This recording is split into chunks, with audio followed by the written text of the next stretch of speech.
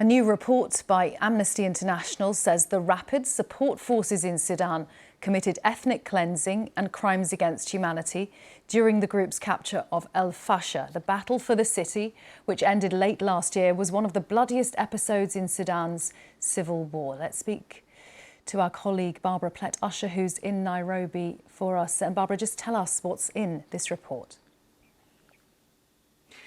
Well, Karen, the report basically provides more evidence, mounting evidence of atrocities committed in el-Fasher. Amnesty International interviewed nearly 250 people, more than 200 of them survivors, not just of the takeover of el-Fasher, but also the RSF campaign around the city leading up to the takeover and the siege of it. And witnesses talked about the mass killing of civilians, abductions, beatings, rape, and so on, often accompanied by ethnic slurs, they said, the Sudanese word used for servant or slave. Now, the Arab militias of the RSF do have a history of violence against non-Arab Black African tribes in the western region of Darfur. And in the case of el-Fasher specifically, the armed groups who were defending the city belonged to the local Zaghawa tribe. So the RSF seems to have targeted the Zaghawa civilians just as it did the armed groups. The report also said that children were not collateral damage of the violence. They were, in fact, deliberately targeted, and it lists shootings and abductions and rapes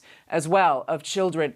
The RSF has previously said that there were violations committed in el-Fasher. It has admitted that, saying it's investigating, but it says the scale of atrocities is exaggerated by its enemies. But Amnesty said it had identified RSF commanders that had committed violations of international law, and it called for accountability. And I suppose, Karen, that is really one of the takeaways of the report, in a way, that as the evidence of atrocities mounts, so do the calls for accountability, and yet impunity for the violence continues as the violence continues. And Barbara, the report comes out even as the RSF now is planning an assault on another major city.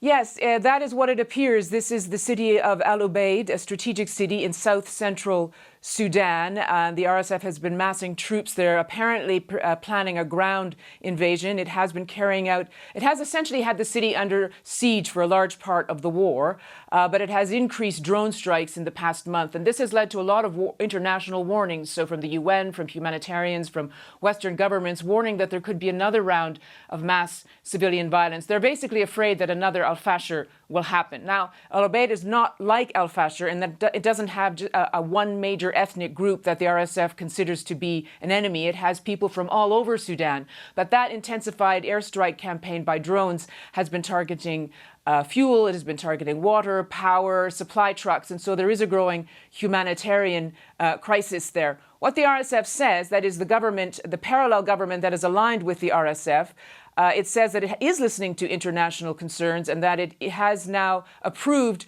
the establishment of a safe corridor for civilians. We'll see how that plays out in practice. But what RSF officials have also stressed is they have said that the international pressure on the Sudanese armed forces is not working, and that the armed forces are not agreeing to a humanitarian ceasefire. And this is something that the Americans, who are trying to broker this, have also been saying in recent days. Barbara, thank you very much. Barbara Plett-Usher, our Africa correspondent in Nairobi.